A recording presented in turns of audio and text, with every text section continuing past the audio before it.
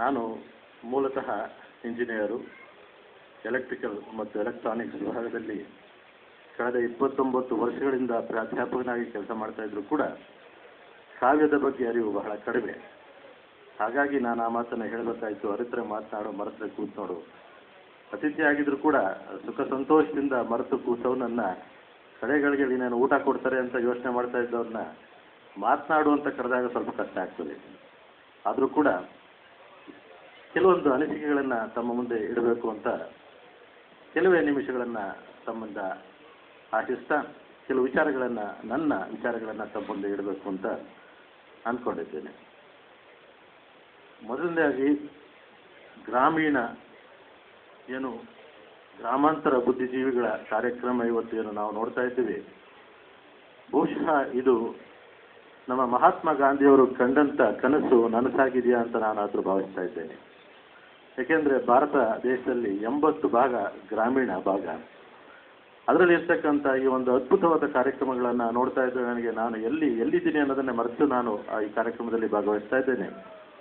ಇದು ಬಹುಶಃ ಬೇರಿಯ ರಾಮ್ಕುಮಾರ್ ಅವರ ನೇತೃತ್ವದಲ್ಲಿ ಮಾತ್ರ ಸಾಧ್ಯ ಅಂತ ಈಗ ತಾನೇ ಮಾತಾಡ್ತಾ ಸುಮಾರು ಜನ ಅದನ್ನು ಅವರದೇ ಆದ ವಿಚಾರಗಳಲ್ಲಿ ಅಭಿವ್ಯಕ್ತನಗೊಳಿಸ್ತಿದ್ದಾರೆ. ಬಹುಶಃ ಅದು ಸತ್ಯ ಅಂತ ನನಗಾದರೂ ಅನ್ನಿಸ್ತದೆ. ಇದು ಇಡೀ ಕರ್ನಾಟಕ ಗ್ರಾಮ್ಯ ಅಥವಾ ಇಡೀ ಪ್ರಪಂಚದ ಗ್ರಾಮೀಣ ಭಾಗದ ಒಂದು ಬಳಗದ ಒಂದು ಸಂತಸದ ಕ್ಷಣ ಅಂತ ನನಗೆ ಖಂಡಿತವಾಗೂ ಅನ್ನಿಸ್ತದೆ. ಮುಂದುವರಿತಾ ಹೇಳಬೇಕು ಅಂತಂದರೆ, ನಾವು ನಮ್ಮ ವೃತ್ತಿಯಲ್ಲಿ ಸಾಕಷ್ಟು ಕೆಲಸಗಳನ್ನು ಮಾಡಿರ್ತಕ್ಕಂಥವ್ರು, ಮಾಡ್ತಾ ಇರ್ತಕ್ಕಂಥವ್ರು ಇಂಜಿನಿಯರ್ಗಳು, ಡಾಕ್ಟ್ರು. ಬಹುಶಃ ಈ ಸಭೆಯಲ್ಲಿ ಡಾಕ್ಟ್ರುಗಳು ಕೂಡ ಕೆಲವರು ಕವಿಗಳಿದ್ದಾರೆ, ಬರೆದಿರೋರಿದ್ದಾರೆ, ತಿಳಿದವರಿದ್ದಾರೆ. ಇಂಜಿನಿಯರ್ ಬಹುಶಃ ಇಬ್ಬರನ್ನ ಮಾತ್ರ ನಾನು ನೋಡಿದೆ. ಒಬ್ಬರು ಎಕ್ಸಿಕ್ಯೂಟಿವ್ ಇಂಜಿನಿಯರ್, ಇನ್ನೊಬ್ಬರು ಇಂಜಿನಿಯರ್ 10 ವರ್ಷದಿಂದ ಸನ್ಮಾನಿತರಾದವರು. ನಮ್ಮಲ್ಲಿ ನಾವು ನಮ್ಮದೇ ಆದ ಇಂಜಿನಿಯರಿಂಗ್ ಕ್ಷೇತ್ರದಲ್ಲಿ ಕೆಲಸ ಮಾಡ್ತಾ ಇದ್ದೇವೆ. ನಾವು ಸಂಶೋಧನೆಗಳನ್ನು ಮಾಡ್ತಾ ಇದ್ದೇವೆ. ನಾವು ಸಾಕಷ್ಟು ಇಂಜಿನಿಯರಿಂಗ್ ಪಾಠ ಮಾಡಿ ನಮ್ಮದೇ ಆದ ಕ್ಷೇತ್ರಗಳಲ್ಲಿ ನಾವು ಸಾಕಷ್ಟು ಸೇವೆಗಳನ್ನು ಸಲ್ಲಿಸಿಕೊಂಡು ಬಂದಿದ್ದೇವೆ. ಈ ಇನ್ಸ್ಟಿಟ್ಯೂಷನ್ ಆಫ್ ಇಂಜಿನಿಯರ್ಸ್ ಕೂಡ ನಮ್ಮದೇ ಆದಂಥ ಒಂದು ಕಾರ್ಯಕ್ರಮ ಇದೆ. ಇನ್ಸ್ಟಿಟ್ಯೂಷನ್ ಆಫ್ ಇಂಜಿನಿಯರ್ಸ್ ಕೂಡ ಒಂದು ವಿಶ್ವವಿದ್ಯಾನಿಲಯ ಇದ್ದಂಗೆ. ನಮ್ಮಲ್ಲಿ 15 ವಿಭಾಗಗಳಲ್ಲಿ ನಾವು ಇಂಜಿನಿಯರಿಂಗ್ ಕ್ಷೇತ್ರದಲ್ಲಿ ಸೇವೆಯನ್ನು ಸಲ್ಲಿಸ್ತಾ ಇದ್ದೇವೆ. ಇಡೀ ಇನ್ಸ್ಟಿಟ್ಯೂಷನ್ ಆಫ್ ಇಂಜಿನಿಯರ್ಸ್ ನಮ್ಮಲ್ಲಿ ಇಡೀ ಭಾರತದಲ್ಲಿ 103 ಒಂದು ಸೆಂಟರ್ಗಳಿದೆ. ಮತ್ತು ಓವರ್ಸೀಸಲ್ಲಿ ಒಂದು 6 ಸೆಂಟರ್ಗಳಿದೆ. 6 ಲಕ್ಷ ಜನ ನಮ್ಮಲ್ಲಿ ಎನ್ರೋಲ್ ಆಗಿರ್ತಕ್ಕಂಥ ಇಂಜಿನಿಯರ್ಗಳು ಇದ್ದಾರೆ. ನಾವು ನಮ್ಮದೇ ಆದ ಕ್ಷೇತ್ರಗಳಲ್ಲಿ ನಾವು ನಮ್ಮ ತಿಳಿದಂಗೆ ನಾವು ಸಮಾಜ ಸೇವೆಯನ್ನು ಮಾಡ್ತಾ ಬಂದಿರತಕ್ಕಂಥ ಒಂದು ಇಂಜಿನಿಯರಿಂಗ್ ಕಮ್ಯುನಿಟಿ. ಇದರಲ್ಲಿ ಸಾಮಾನ್ಯವಾಗಿ ನಾವು ಇಂಜಿನಿಯರಿಂಗ್ ಕ್ಷೇತ್ರದಲ್ಲೇ ಮಾತಾಡ್ತಾ ಇದ್ದ ಸಂದರ್ಭಗಳಲ್ಲಿ ನಾವು ನಡವಳಿಕೆಯನ್ನು ನಾವು ಚೆನ್ನಾಗಿ ಇಟ್ಕೊಂಡೇ ಬದುಕ್ತಾ ಇದ್ದ ಸುಮಾರು ಜನ ಇರ್ತಾರೆ. ಬಹುಶಃ 10 ಭಾಗ 12 ಭಾಗ ಈ ಕಾವ್ಯವನ್ನು ಅರಿತವರು ಇರ್ತಾರೆ. ಅಥವಾ ಅವರವರೇ ಆದ ಭಾಷೆಯಲ್ಲಿ ಇರ್ತಕ್ಕಂಥ ಒಂದು ಕಾವ್ಯ ಇರ್ಬೋದು, ಒಂದು ಕವಿತೆ ಇರ್ಬೋದು, ಅಥವಾ ಕನ್ನಡ ಇರ್ಬೋದು. ಕೆಲವೇ ಜನಗಳು ಮಾತ್ರ ಅದನ್ನು ಬೆಳೆದುಕೊಂಡು ಬಂದಿದ್ದಾರೆ. ಹಾಗೆ ಇನ್ನು ಉಳಿದ ಜನಗಳಲ್ಲಿ ಈ ಒಂದು ಭಾವನೆಗಳನ್ನು ಮೂಡಿಸ್ತಕ್ಕಂಥ ಕೆಲಸ ಯಾವುದು? ಈ ಒಂದು ಬರೀ ನಮ್ಮ ಕಾರ್ಯಕ್ಷೇತ್ರದಲ್ಲೇ ನಾವು ಕೆಲಸ ಮಾಡ್ತಾ ಇದ್ದಾಗ ಜೀವನನ ಏನು ಅರ್ಥ ಮಾಡ್ಕೋಬೇಕು ಅಂತ ಏನಿರ್ತದೆ, ಅದು ಯಾವುದ್ರ ಮೂಲಕ ಸಾಧ್ಯ ಅಂತ ನಾನು ಬಹಳಷ್ಟು ಯೋಚನೆ ಮಾಡ್ತಾ ಇದ್ದೆ. ಮೊನ್ನೆ ಹೀಗಾಗಿ ಕೆಲವೊಂದು ಅನುಭವಗಳಿಂದ ನಾನು ಕಲಿತದ್ದೇನು ಅಂತಂದರೆ, ನಮ್ಮ ಹಿರಿಯರು CPK ಅವರ ವಿಕಿರಣ ಪುಸ್ತಕವನ್ನು ಓದ್ತಾ ಇದ್ದೆ. ಇದೇ ವೇದಿಕೆಯಲ್ಲಿ ಅದು ಬಿಡುಗಡೆ ಆಗಿತ್ತು. 2 ಮಾತುಗಳನ್ನು ಹೇಳಿ ಬಹುಶಃ ನನ್ನ ಈ ಒಂದು ಭಾಷಣವನ್ನು ಮುಗಿಸ್ತೇನೆ. ಬದುಕಿನಲ್ಲಿ ಕಾರ್ಯ ದೊಡ್ಡದು. ಅವ್ರು ಹೇಳ್ತಾರೆ, ಬದುಕಿನಲ್ಲಿ ಕಾರ್ಯ ದೊಡ್ಡದು. ಒಂದು ರೀತಿಯಲ್ಲಿ ಅದಕ್ಕಿಂತ ದೊಡ್ಡದು ಕಾವ್ಯದ ಕಾರ್ಯ. ಅದು ಎದೆಯನ್ನು ಬೆಸೆಯುವ ರಸಸೇತು, ಕುಲ ಸೀಮೆ ಇಲ್ಲದ ನಿಸ್ಸೀಮ, ವಿಶ್ವವನ್ನು ಕಟ್ಟಲು ನೆರವು ಹೊರವು ಆಗಬಲ್ಲದು ಕವಿತೆ. ಇದು ಭುವನದ ಭಾಗ್ಯ, ಇದು ಭವನದ ಭಾಗ್ಯ. ಖಂಡಿತವಾಗಿ ನಾನು ಇದನ್ನು ಆಳವಾಗಿ ಅರ್ಥ ಮಾಡಿಕೊಂಡಿದ್ದೇನೆ. ಅಂತಂದರೆ, ನಾವು ಏನು ಇಂಜಿನಿಯರ್ಗಳು ಸಾಮಾನ್ಯವಾಗಿ ದೇಶವನ್ನು ಕಟ್ಟೋದಕ್ಕೆ ಕೆಲಸ ಮಾಡ್ತಾರೆ, ಸಮಾಜ ಸೇವೆಯನ್ನು ಮಾಡ್ತಕ್ಕಂಥ ನಮ್ಮ ಟೆಕ್ನಾಲಜಿ ಮುಖಾಂತರ ನಾವೇನು ದೇಶ ಸೇವೆಯನ್ನು ಮಾಡಬೇಕು ಅದನ್ನು ಮಾಡ್ತಾ ಇರ್ತೀವಿ. ನಾವು ಎಲ್ಲೋ ನಮ್ಮತನವನ್ನು ಕಳೆದುಕೊಂಡು ಕೆಲಸ ಮಾಡ್ತಾ ಇದ್ದೀವಿ ಅನ್ನೋ ಭಾವನೆ ನನಗೆ ಇದರಲ್ಲಿ ಬಂತು.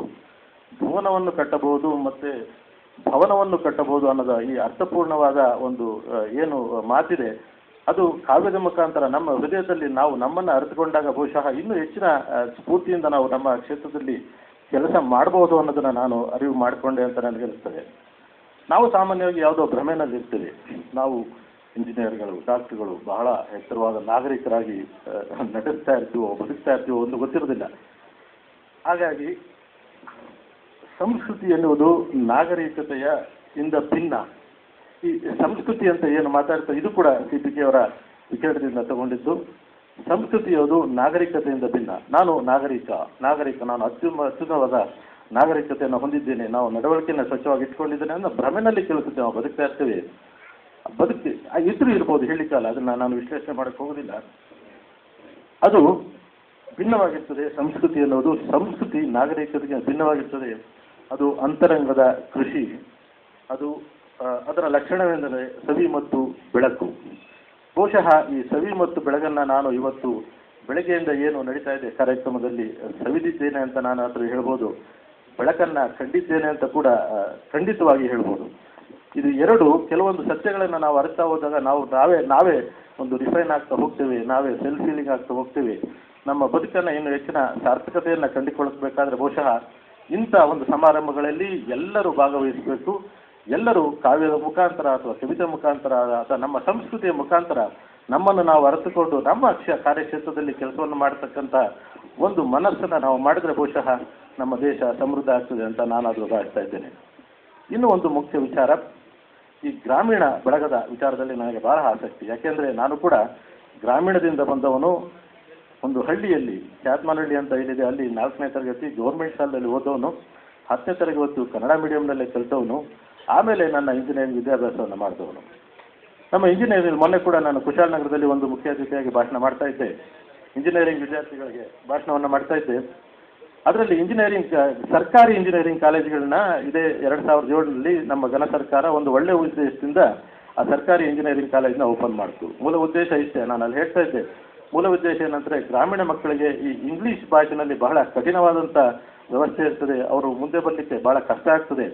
ಅವರು ಇಂಗ್ಲೀಷನ್ನು ಅರ್ಥ ಮಾಡ್ಕೊಳ್ಳೋದೇ ಒಂದು ದೊಡ್ಡ ಸಮಸ್ಯೆ ಆದಾಗ ಅವ್ರು ಏನು ಮುಂದುವರಿಬೋದು, ಯಾವ ರೀತಿ ಅವ್ರ ಜೀವನನ ಮಾಡ್ಕೋಬೋದು, ಮುಂದುವರಿಬೋದು ಅನ್ನೋ ಪ್ರಶ್ನೆ ಬಂದಾಗ ಗ್ರಾಮೀಣ ಪ್ರದೇಶಗಳಲ್ಲಿ ಸರ್ಕಾರಿ ಇಂಜಿನಿಯರಿಂಗ್ ಕಾಲೇಜುಗಳು, ಅದರಲ್ಲಿ ಆರ್ಥಿಕವಾಗಿ ಹಿಂದುಳಿದಿರ್ತಕ್ಕಂಥ ಮಕ್ಕಳು ತಮ್ಮನ್ನು ತಾವು ಅರಿತುಕೊಳ್ಳೋದಕ್ಕಾಗದೇ ಇರ್ತಕ್ಕಂಥ ಮಕ್ಕಳಿಗೋಸ್ಕರ ಆ ಭಾಗದಲ್ಲಿ ಆದಂಥ ಇಂಜಿನಿಯರಿಂಗ್ ಕಾಲೇಜುಗಳು. ಹಾಗಾಗಿ ನಮ್ಮ ಕ್ಷೇತ್ರದಲ್ಲಿ ಸರ್ಕಾರ ಮಾಡಿದಂತಹ ವಿಚಾರಗಳು ಗ್ರಾಮೀಣ ಮಕ್ಕಳಿಗೆ ಬಹಳ ಅನುಕೂಲವಾದಂಥದ್ದು. ಅಂಥ ಸಂದರ್ಭಗಳಲ್ಲಿ ಗ್ರಾಮೀಣ ಮಕ್ಕಳು ಈ ಒಂದು ಏನು ಕವಿತೆ, ಅವರ ಭಾಷೆ ಬಗ್ಗೆ ಹೇಳ್ತಾರೆ CPK ಅವರು. ಭಾಷೆ ಮನುಕುಲದ ಅತ್ಯಂತ ಪರಿಣಾಮಕಾರಿ ಸಂವಹನ ಸಾಧನ, ಅಭಿವ್ಯಕ್ತಿ ವಿಧಾನ. ಹಾಗಾಗಿ ಅಂಥ ಮಾತುಗಳನ್ನು ನಾವು ಗ್ರಾಮೀಣ ಭಾಷೆಯಲ್ಲಿ ಇದು ಒಂದು ಕಾರ್ಯಕ್ರಮ ಅತ್ಯಂತ ಯಶಸ್ವಿಯಾದ ಕಾರ್ಯಕ್ರಮ ಅಂತ ನಾನಾದರೂ ಭಾವಿಸ್ತಾ ಇದ್ದೇನೆ.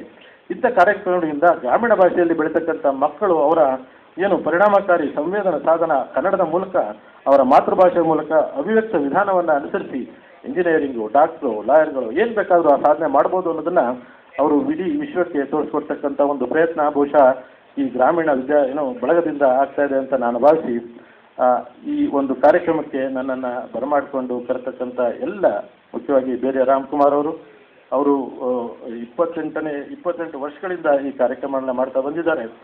ಸುಮಾರು 7,000 ಕವಿಗಳ ಒಂದು ವಿಶ್ವಾಸವನ್ನು ಗಳಿಸಿದ್ದಾರೆ. 206ಕ್ಕೂ ಹೆಚ್ಚು ಕವಿಗೋಷ್ಠಿಗಳನ್ನು ಮಾಡಿದ್ದಾರೆ. ಹೆಚ್ಚಿಗೆ ಅರಿತವನಾದ್ರಿಂದ ಹೆಚ್ಚಿಗೆ ಮಾತಾಡೋದು ಕೂಡ ಕಷ್ಟ ಆಗ್ತದೆ. ಒಂದನ್ನು ನಾನು ಹೇಳ್ಬೋದು, ಇದೇ ರೀತಿ ಮುಂದುವರಿಲಿ. ನಮ್ಮ ಸಭಾಂಗಣ ಇಂಥ ಒಂದು ಕಾರ್ಯಕ್ರಮಗಳಿಗೆ ಸಾಕ್ಷಿಯಾಗಲಿ. ಇನ್ನೂ ಹೆಚ್ಚಿನ ಜನಸಂಖ್ಯೆಯಲ್ಲಿ ಜನರು ಬರಲಿ. ನಮ್ಮಲ್ಲಿ ಇನ್ನೂ ಒಂದು ದೊಡ್ಡ ಸಭಾಂಗಣ ಇದೆ, ಅದರಲ್ಲಿ 500-600 ಜನ ಕೂರ್ತಕ್ಕಂಥ ಸಭಾಂಗಣ ಇದೆ. ಅಂಥ ಒಂದು ಸಭಾಂಗಣವನ್ನು ಕೂಡ ನಾವು ಉಚಿತವಾಗಿ ಕೊಡ್ತಕ್ಕಂಥ ಒಂದು ವ್ಯವಸ್ಥೆಯನ್ನು ಮಾಡ್ತೇನೆ. ದಯಮಾಡಿ ಇಂಥ ಕಾರ್ಯಕ್ರಮಗಳು ಹೆಚ್ಚು ಆಗಲಿ. ಎಲ್ಲ ಕರ್ನಾಟಕದಿಂದ, ಮೂಲೆಗಳಿಂದ, ವಿದೇಶ ಎಲ್ಲರೂ ಬನ್ನಿ. ದಯವಿಟ್ಟು ನಮಗೂ ಕೂಡ, ಇಂಜಿನಿಯರ್ಗಳು ಕೂಡ ಕವಿತೆ ಅಂದ್ರೆ ಏನು ಅಂತ ಕಲಿಯೋಣ. ಕವಿತೆ ಮೂಲಕ ನನ್ನ ಜೀವನವನ್ನು ಸಾರ್ಥಕ ಮಾಡಿಕೊಳ್ಳೋಣ ಅಂತ ಹೇಳಿ ನನ್ನ ಎಡಮಾತುಗಳನ್ನು ಮುಗಿಸ್ತೀನಿ. ನಮಸ್ಕಾರ.